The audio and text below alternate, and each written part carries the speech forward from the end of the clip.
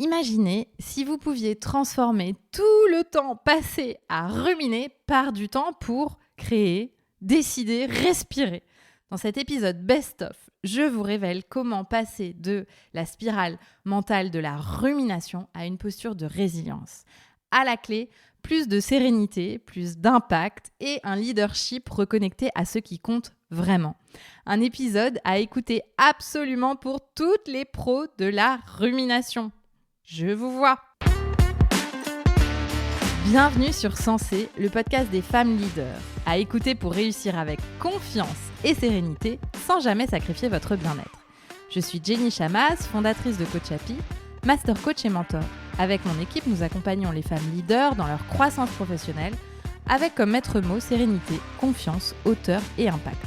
Vous écoutez un épisode best-of de Sensé et aujourd'hui, je vous parle de résilience versus rumination. Bonjour, chers leaders ambitieuses. Aujourd'hui, je voudrais vous partager un hack du cerveau pour gagner du temps et surtout vous épargner des heures et des heures de rumination. Parce que je constate que l'être humain passe énormément de temps à ruminer. Et en tant que leader avec des responsabilités, les opportunités sont très nombreuses de ruminer, de s'inquiéter, d'envisager le scénario catastrophe. Vous faites face à des changements et des imprévus et vous avez un agenda déjà bien chargé. Catastrophe. Vous avez de nombreux interlocuteurs qui ne sont pas toujours faciles à gérer. Vous avez des objectifs à atteindre et parfois, peut-être souvent, c'est vraiment difficile d'y arriver. Vous avez peur de ce que pensent les autres de vous, vous rejouez des conversations dans votre tête. Je pourrais continuer cette liste longtemps, mais vous avez compris. À chaque incertitude, inquiétude, frustration, mécontentement, peur, la rumination n'est jamais très loin. Et elle est un fléau. Parce que quand vous ruminez, vous n'avancez pas. Vous ne trouvez pas de solution, vous n'êtes pas présente à vous-même ni aux autres, vous ne dormez pas.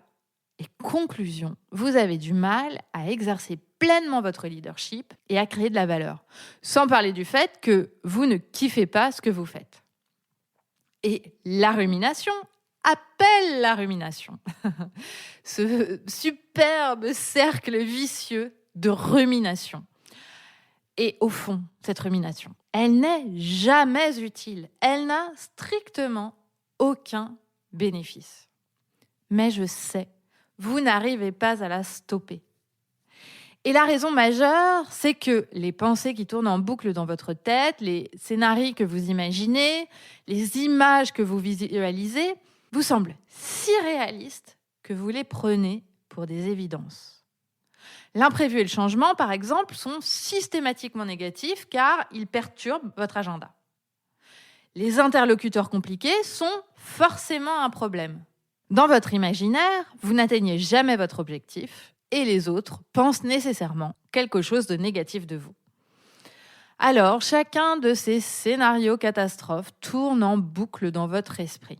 Vous prenez ce scénario pour une réalité et cette image devenue réalité est quelque chose dont vous vous dites que c'est terrible, que vous ne vous en remettrez pas. Et la rumination se poursuit. Et je sais ce dont vous rêvez. Vous rêvez d'un bouton rouge, vous savez, le gros bouton rouge sur lequel vous pourriez appuyer pour tout stopper. Évidemment, je comprends bien cette envie et je comprends aussi le phénomène de la rumination puisque j'en ai souvent fait l'expérience et j'accompagne mes clientes sur le sujet pour les aider à s'en défaire. Imaginez un peu si vous pouviez gagner tout ce temps de cerveau de rumination et d'inquiétude pour en faire autre chose. Quel leader seriez-vous ? Vous auriez peut-être enfin le temps de prendre soin de vous, ou alors le temps d'apprendre ce que vous avez toujours rêvé d'apprendre, ou alors de faire des journées de travail décentes sans surcharger votre planning. On est bien d'accord, il y a un véritable enjeu. Et j'ai récemment pris conscience que la rumination ne faisait presque plus partie de ma vie. Alors que, évidemment, quand je décris cette rumination et que vous vous reconnaissez 1000 fois, j'arrive à cette description notamment parce que je l'ai vécue. Et donc, c'est plus facile de raconter quelque chose qu'on connaît. En observant mes réactions, ce à quoi je passe mon temps, j'ai remarqué que la partie rumination avait disparu.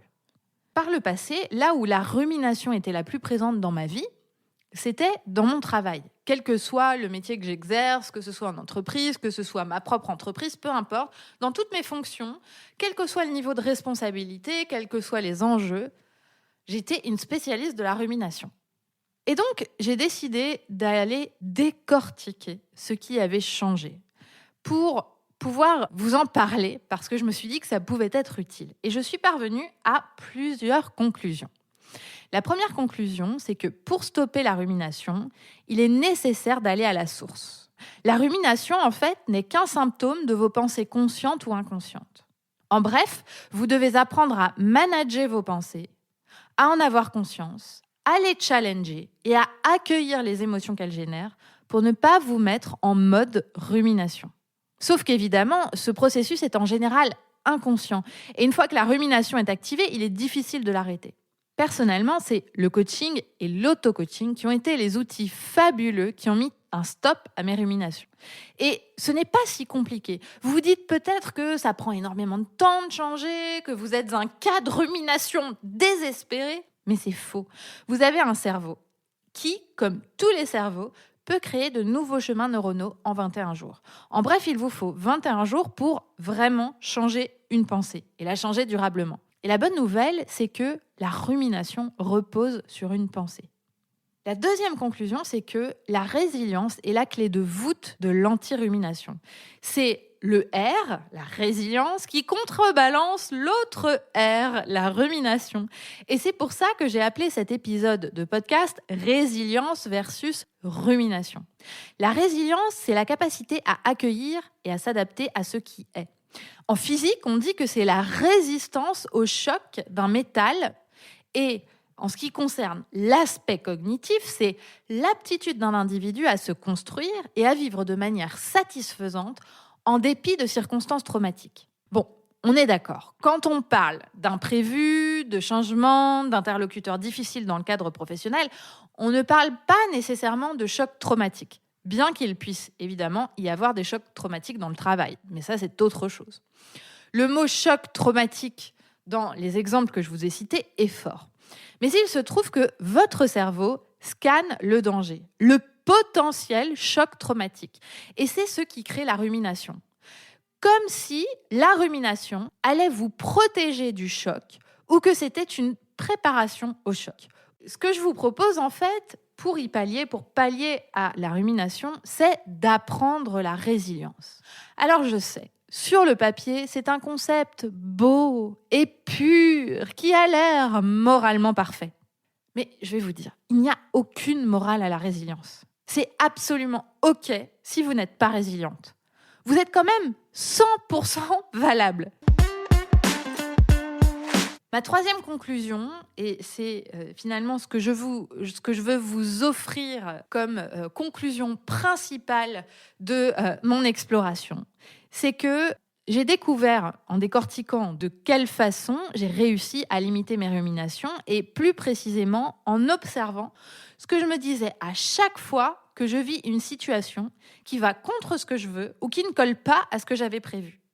En fait, j'ai mis le doigt à des pensées ou à des questions que je me pose quand quelque chose que je ne voulais pas arrive et qui me permettent d'entrer en mode résilience plutôt que d'entrer en mode rumination. Donc, je vais vous donner, pour vous partager ces questions, 3 exemples. J'ai essayé d'en faire des exemples généraux. Vous pouvez évidemment tout à fait adapter ça à votre propre exemple. Alors, premier exemple. Disons que je contacte quelqu'un à qui je fais une proposition, avec qui j'ai vraiment envie de communiquer, de travailler. J'aimerais vraiment que cette personne accepte ma proposition. Et il se trouve que cette personne ne répond pas, ou alors cette personne dit non. Le mode rumination se passerait comme suit. J'y pense et j'y repense. Je me dis que je n'aurais jamais dû contacter cette personne car je me suis ridiculisée, que je n'ai pas employé les bons mots ou que j'ai été trop présomptueuse. Le mode résilience commence par cette question.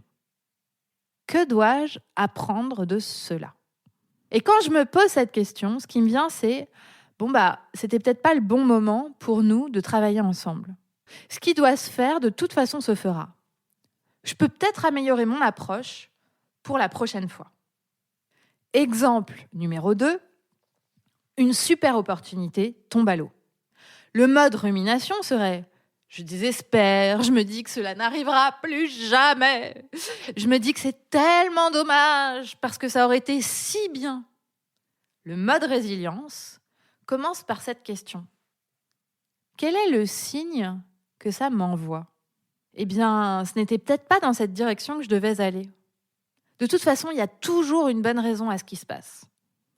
La bonne opportunité pour moi existe et je vais la trouver. Troisième exemple, une situation totalement inattendue se présente et n'est pas du tout celle que j'espérais. C'est même au contraire de ce que je voulais. Alors là, collez ici votre situation. Démission d'un salarié, burn-out dans votre équipe, changement de manager, départ de votre plus gros client, enfin bon, tout ce que vous voulez. Le mode rumination, c'est je me fais 1000 scénarios catastrophes en pagaille. Les prochains mois sont foutus, mon objectif est foutu, ma carrière est foutue, je suis foutu. Le mode résilience commence par en quoi cela m'est utile ? Si ça arrive, c'est sans doute qu'il y a quelque chose à apprendre de ça. Je vais essayer de tirer mon épingle du jeu, mais je ne vois pas encore comment. Au moins, à l'avenir, je saurai comment gérer ce genre de choses, puisque je suis bien obligée de l'apprendre tout de suite. Et là, finalement, dans cette pensée-là, vous allez pouvoir vous rendre compte que vous êtes totalement capable de gérer cette situation qui n'était pas voulue et que finalement, ça n'est pas la fin du monde. Et c'est d'ailleurs même peut-être le début d'autre chose. En fait, vous verrez que ces 3 questions, elles permettent d'apporter un recul et de complètement changer la perspective de vos pensées. Et en changeant la perspective de vos pensées, ça va changer donc vos pensées. Et ça va donc changer la façon dont vous vous sentez, vos émotions, et vous n'allez pas prendre les mêmes actions. C'est-à-dire que l'action qui aurait été de rumination, finalement, ça devient une autre action. Chercher une solution, vous satisfaire de ce qui se passe et de ce qui est, ne pas essayer d'aller à l'encontre. En fait, ces 3 questions, elles challengent vos pensées par défaut qui sont source de rumination. Alors, je vais vous les répéter, ces 3 questions, pour que vous puissiez vous en souvenir. C'est « que dois-je apprendre de cela ? Quel est le signe que ça m'envoie ? Et en quoi cela m'est utile ?» Et je voudrais finir par une pensée issue d'un texte dont malheureusement je n'ai pas les références, je suis navrée, mais qu'une de mes clientes m'a partagé et qu'elle a lu au cours d'une méditation, je crois, organisée par Deepak Chopra. C'est 3 mots très simples. Cela passera aussi. Cela passera aussi. Quoi qu'il arrive, quelles que soient vos pensées, vos émotions, la situation, vos ruminations, cela passera aussi. Testez à chaque moment compliqué, c'est fabuleux. Merci pour votre écoute. N'oubliez pas d'en parler autour de vous et de laisser 5 étoiles sur votre plateforme d'écoute si l'épisode vous a plu. Rendez-vous sur notre site jennychamas.com pour en savoir plus sur nos accompagnements et activités ou sur Instagram et LinkedIn pour discuter. Et rendez-vous la semaine prochaine pour un épisode dans lequel il sera question de confidence et de connexion.